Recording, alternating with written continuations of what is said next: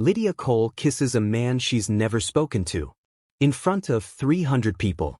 In front of armed guards. In front of his fiancée. The room doesn't gasp. It freezes. As if the oxygen has been sucked out through the stained glass ceiling of the Meridian Hall. Kang Dae-hoon doesn't push her away. Doesn't flinch. His dark eyes stay open, fixed on hers, calculating. She tastes champagne and danger. When she pulls back, her lips barely brush his ear. Your fiancé is going to kill you tonight. Then she slips her phone into his jacket pocket and steps back. Silence. Someone drops a glass. It shatters. 3 guards move toward her, hands reaching inside their jackets. But Dae-hoon raises one hand. Let her go. His voice is quiet, lethal. And somehow that's worse.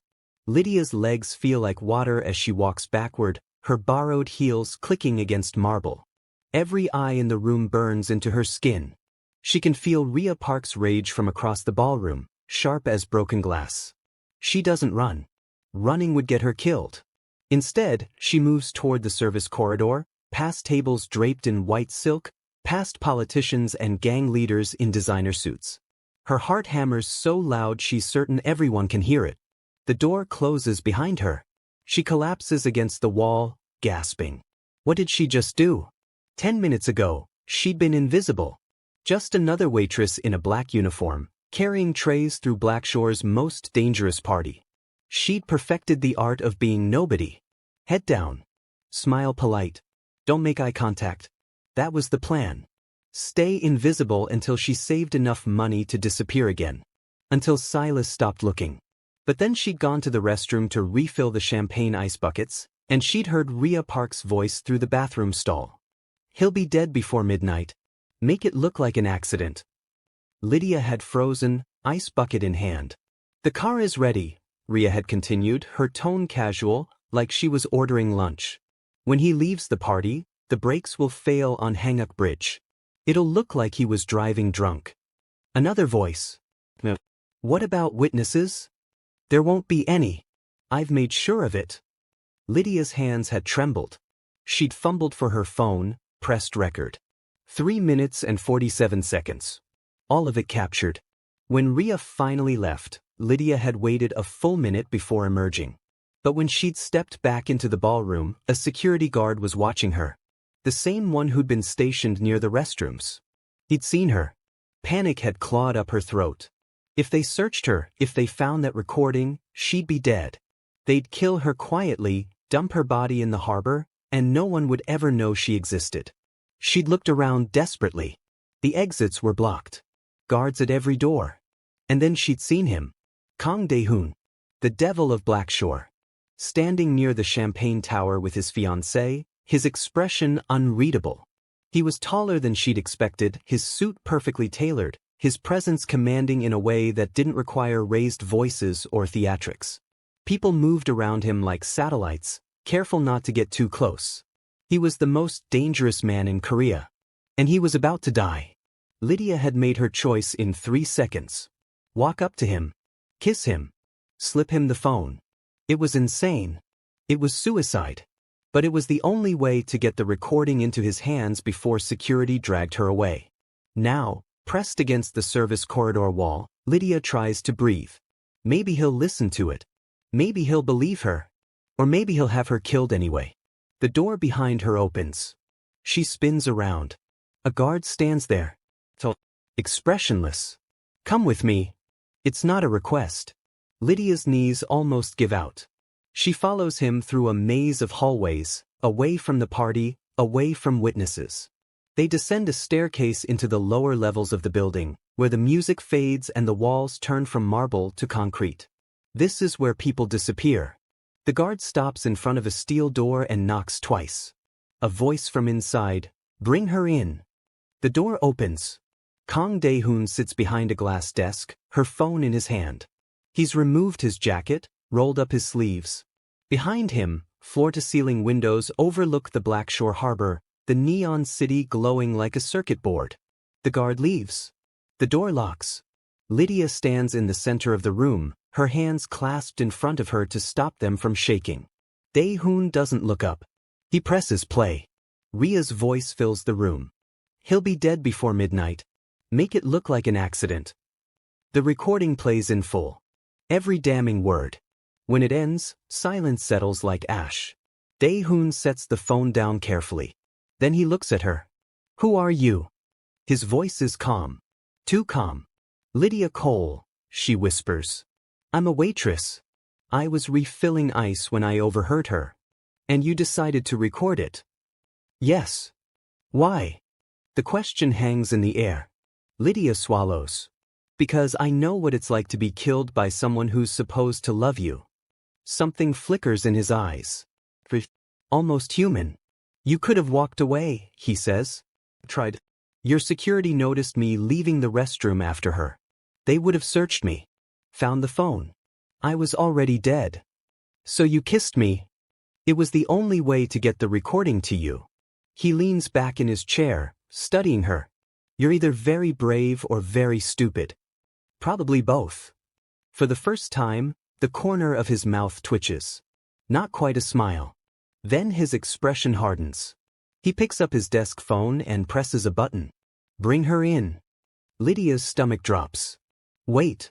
Relax, Dae-hoon says. Not you. 2 minutes later, the door opens.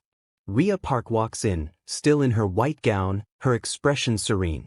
When she sees Lydia, confusion flickers across her face. Then she turns to Dae-hoon. Darling, what's going on? Why did your guards pull me out of the party?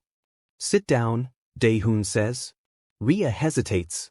Then she sits, smoothing her dress. You're scaring me. He plays the recording. The color drains from Ria's face. When it ends, she laughs. High-pitched. Brittle. This is absurd. That's not even my voice. Someone is trying to. It's your voice, Dae-hoon says. I've listened to it for 2 years. Ria's eyes dart to Lydia. She's lying. She's some nobody trying to ruin our engagement. She kissed you in front of everyone to cause a scene. She saved my life. The words land like a guillotine. Ria goes silent. Dae-hoon stands, buttoning his cuffs. I want the names of everyone involved. The mechanic. The driver. Your contact in my security team. I don't know what you're. He slams his hand on the desk. Ria flinches. Names, he says quietly. Or I'll have them extracted the hard way. Ria's face crumples. Then the mask falls away, replaced by something cold and venomous. You were never supposed to live this long, she hisses. My family has been cleaning up your messes for years. You're a monster, Thi. I was doing the world a favor. By killing me for my empire. By killing you for justice. He looks at her for a long moment. Then he nods to the guards. Take her. Ria doesn't scream as they drag her out. She doesn't beg. She just looks at Lydia with pure hatred. You have no idea what you've done. The door closes. Lydia's legs give out. She sinks into the nearest chair, her whole body trembling. Dae-hoon watches her. Why are you in Korea? He asks. The question catches her off guard. I'm hiding. From who? She hesitates. Then the truth spills out because what does it matter now? His name is Silas Cole. We were together in Lagos for 3 years. He said he loved me. Then one night he broke my arm because I smiled at a waiter. I ran. He found me. I ran again. He found me again. So I came here. Changed my name. Got a work visa through a friend. Her voice cracks. But he's still looking. Dae-hoon's expression doesn't change. How do you know? He sent me a photo last month. My apartment door in Lagos. Kicked in. With a message, you can't hide forever. And tonight. Lydia's throat tightens. I saw him at the party. At the bar. Watching me. Dae-hoon goes very still. Are you certain? She nods. He picks up his phone and makes a call. Run facial recognition on tonight's guest list. I'm sending you a photo. Find him. He hangs up and looks at her. If he's in Blackshore, he'll be found by morning. And then what? Lydia whispers. You'll kill him. Do you want me to? The question should horrify her. Instead, she feels a flicker of something dark. Something that sounds like yes. I don't know, she says. Dae-hoon walks to the window, his hands in his pockets. You understand what you've done tonight, he says. You've made an enemy of people who don't forgive. Ria's family will want revenge. They'll come for you. I know. If you leave this building, you'll be dead within 3 days. Lydia closes her eyes. She's always known running had an expiration date. But if you stay with me, Dae-hoon continues, no one will touch you. She opens her eyes. He's looking at her now, his expression unreadable. What does that mean? It means you'll be under my protection. You'll live in my home. You'll be seen with me in public.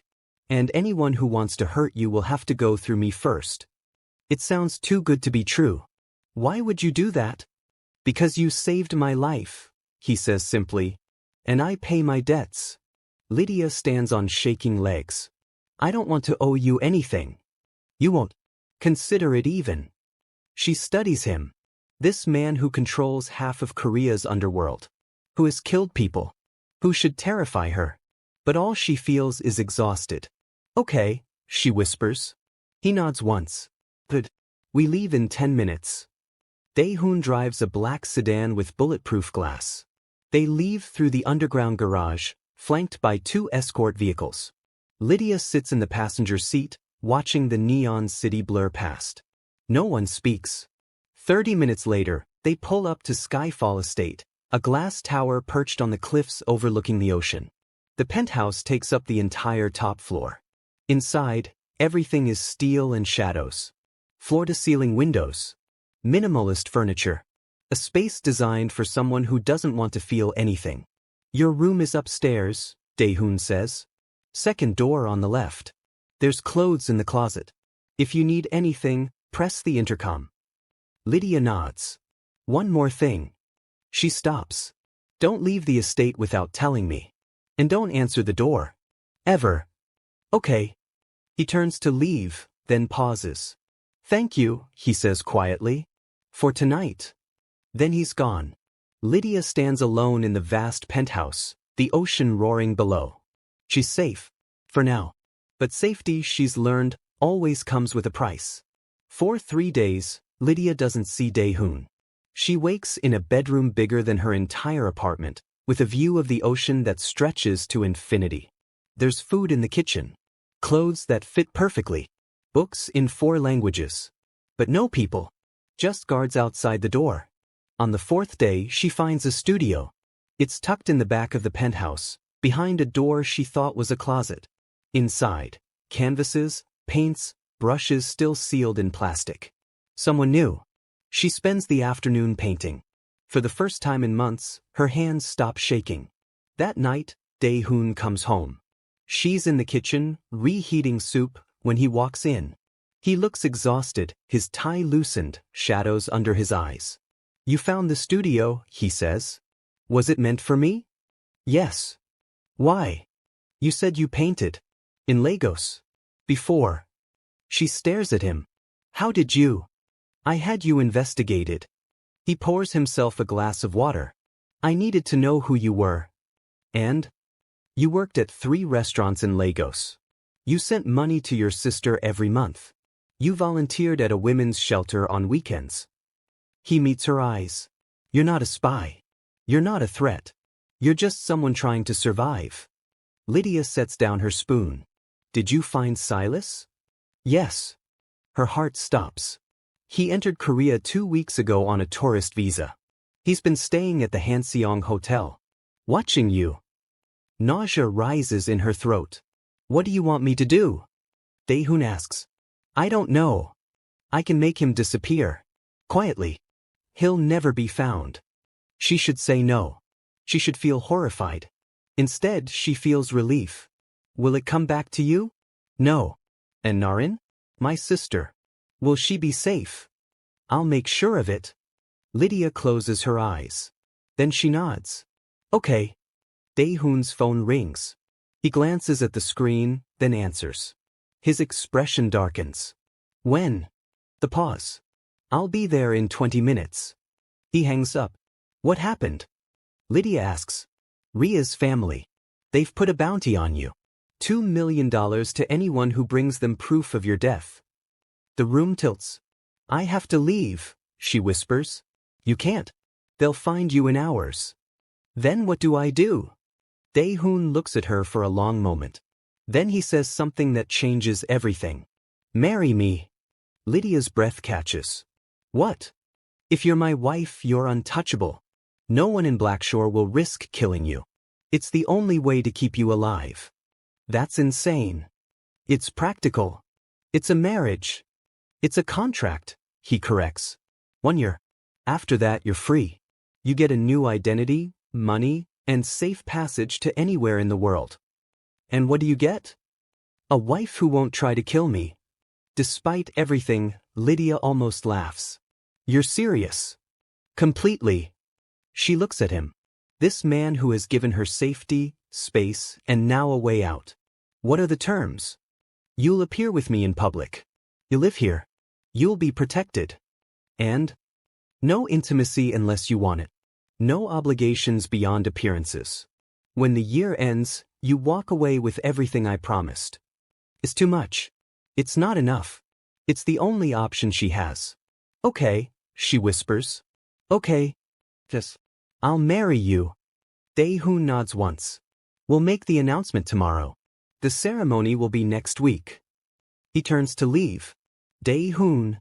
He stops. Why are you really doing this? He's quiet for a moment.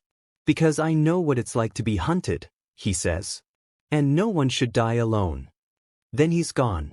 The wedding is nothing like Lydia imagined. No guests. No flowers.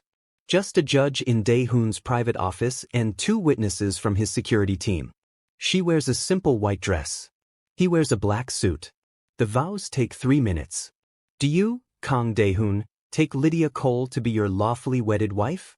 I do. Do you, Lydia Cole, take Kang Dae-hoon to be your lawfully wedded husband? Her voice shakes. I do. By the power vested in me, I now pronounce you husband and wife.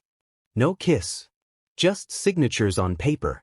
That night, Dae-hoon takes her to the Glass Dragon, a restaurant perched on the 47th floor of the Blackshore Trade Tower. Every crime lord in the city is there. When they walk in, the room goes silent. Dae-hoon's hand rests on the small of her back. Gentlemen, he says. Meet my wife. Lydia feels the weight of 100 stares.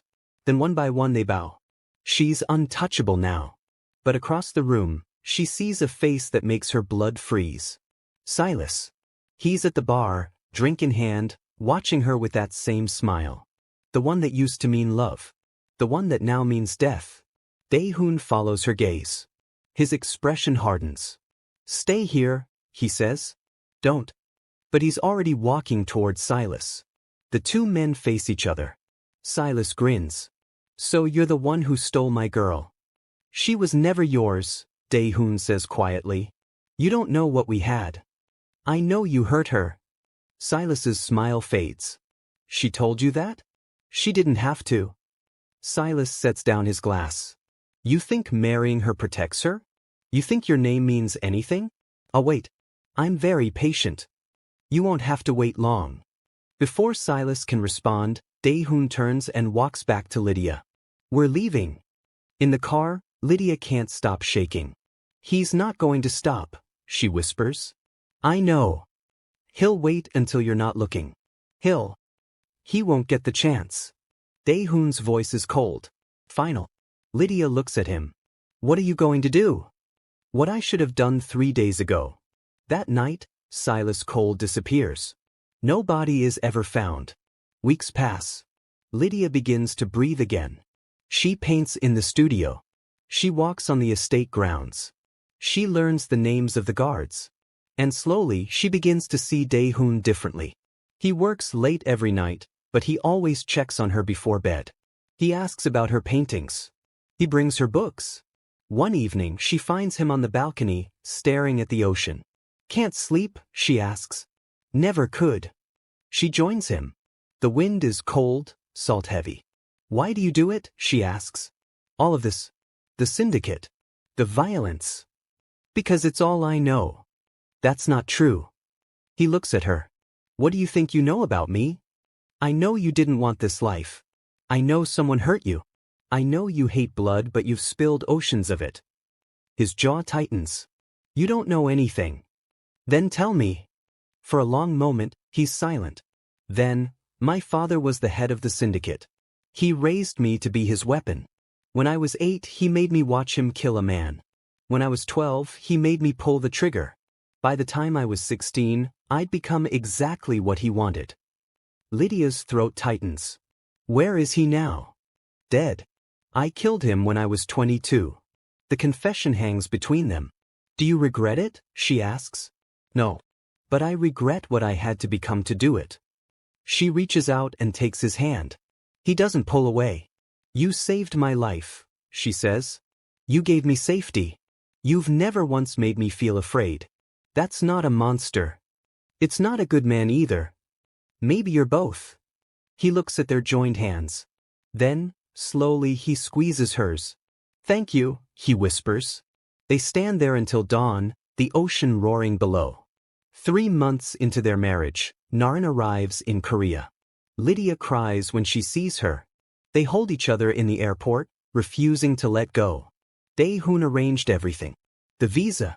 The flight. The apartment near Skyfall Estate. You didn't have to do this, Lydia tells him that night. She's your family, he says. That makes her mine too. Something shifts in Lydia's chest. This marriage was supposed to be fake. But it's starting to feel real. Naren comes to dinner every week. She's 19, studying art history, and she makes Dae-hoon laugh in ways Lydia has never heard. I like him, Naren whispers one night. He's good for you. It's not like that, Lydia says. Liar. Lydia doesn't argue. Because Naren is right. She's falling for him. And she has no idea if he feels the same. Then, on a cold November night, everything changes. Naren doesn't come to dinner. Lydia calls her. No answer. She calls again. Nothing. Panic claws up her throat.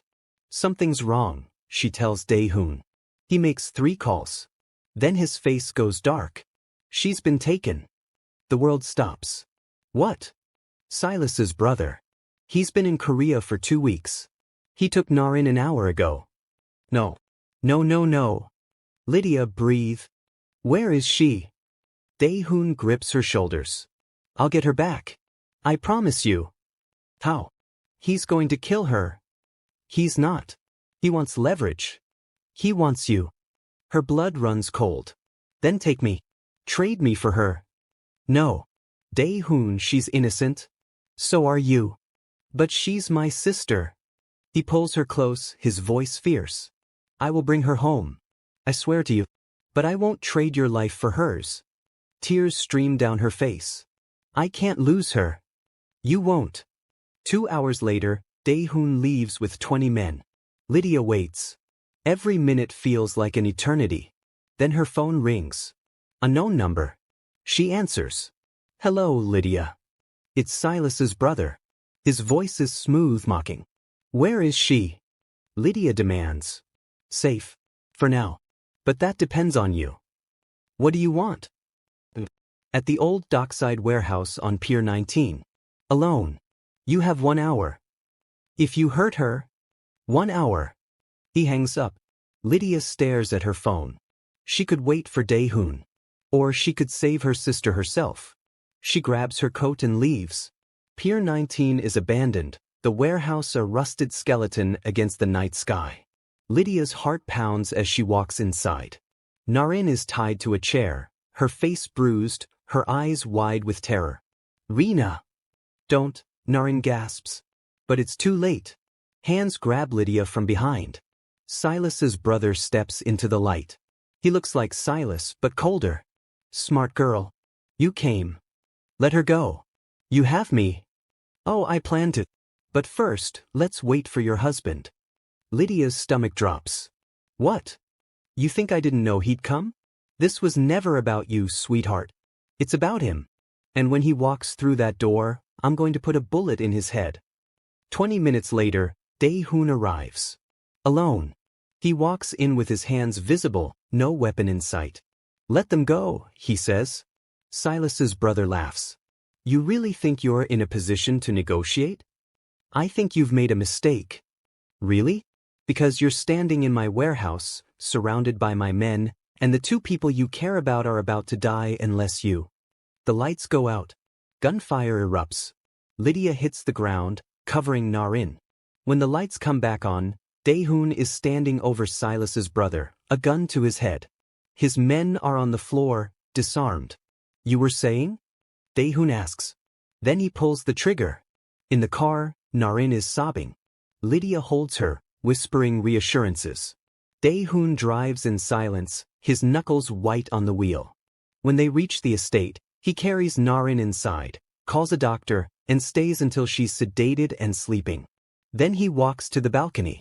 Lydia follows. You shouldn't have gone alone, he says quietly. I couldn't wait. You could have been killed. So could you? He turns to face her. That's my job. No, Lydia says. It's not. You're not just the devil of Blackshore, Daehoon. You're my husband. It's a contract. It stopped being a contract the moment you saved my sister. His expression cracks. Lydia. I love you, she says. The words hang in the air. Daehoon stares at her. Then he crosses the distance between them and kisses her. It's not like the first time. This time, it's real. When they pull apart, his forehead rests against hers. I don't deserve you, he whispers. You saved me. You protected Naren. You've given me everything.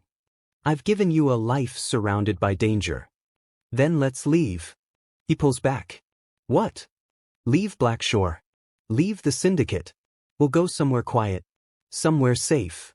I can't just. Yes, you can. You're Kong Daehoon. You can do anything. He's silent for a long moment. Then, are you sure? I've never been more sure of anything. 6 months later, Lydia and Daehoon stand on a beach in Thailand. No guards. No guns. No syndicate. Just them. Naren is there too, laughing as the waves crash over her feet.